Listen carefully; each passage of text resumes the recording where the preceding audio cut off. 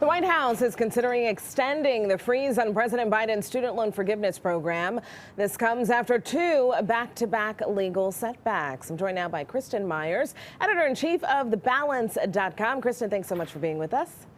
Thanks so much for having me. All right, let's get started. First and foremost, what's next for folks who already applied for the loan forgiveness? What does this mean for them?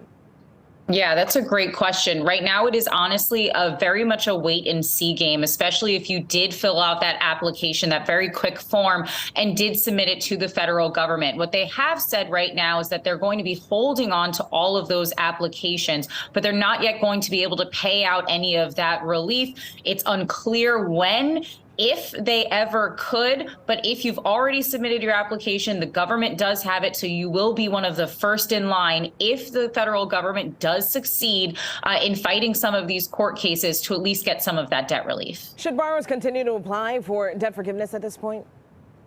So right now, the application process is actually closed. So unfortunately, if you did not submit that application, you are now unable to do so. However, what they do say is that once they are able to move past some of these court and some of these legal battles, that they will open up that application process again. And it's something that if you have the ability to do so, if they do reopen it, I would encourage everyone to essentially run, not walk, fill out that application, because if they start paying out all of that debt relief and then maybe perhaps it gets shut down again, it's probably unlikely that they're going to claw back those funds. You really want to get that paperwork in. What's your recommendation or advice on paying student loan debt? Should folks continue to pay their student loan debt, or should they press pause?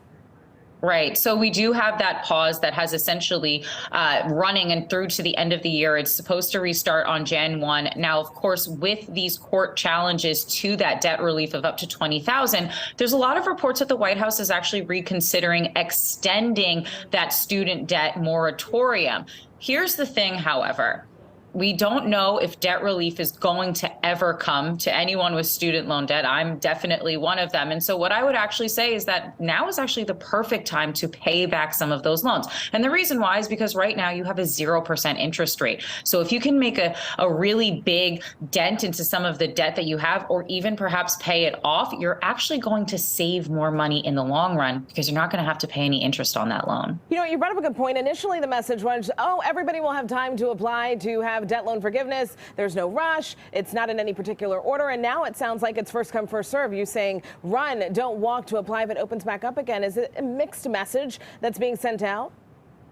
I think what we are really seeing here is that there are so many court cases and so many court challenges, which I think, frankly, a lot of us actually did expect was going to happen.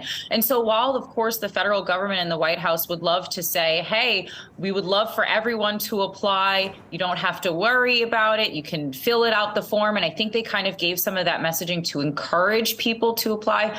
The real truth is that we're seeing some of the results of some of those court challenges, which is frankly that the application process has been shut down and the debt relief is actually still hanging in the balance. There is no guarantee at all that the federal government will actually be able to successfully defend themselves in court. And there is a very real possibility that perhaps that debt relief that we all thought was coming to us is actually going to be taken away. And even if they aren't able to successfully defend themselves, we're talking about the federal government here, you know, there are some reports out there that it could take at least 2 years to work its way through the legal system.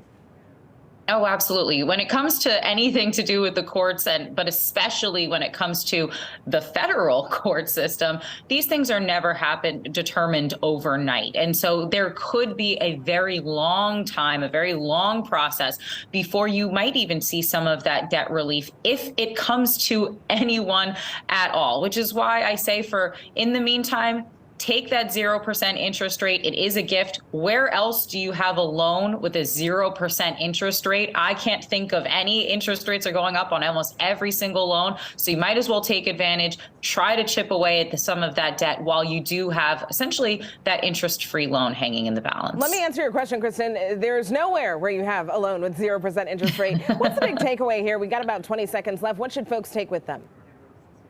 So obviously right now, everything's so super expensive. Debt is getting more and more expensive. So right now, especially as we potentially head into a recession, now is the time to reduce that debt load. Start paying off some of that student debt while you still can. Kristen Myers, editor-in-chief of thebalance.com. Thanks so much for joining us. Thanks.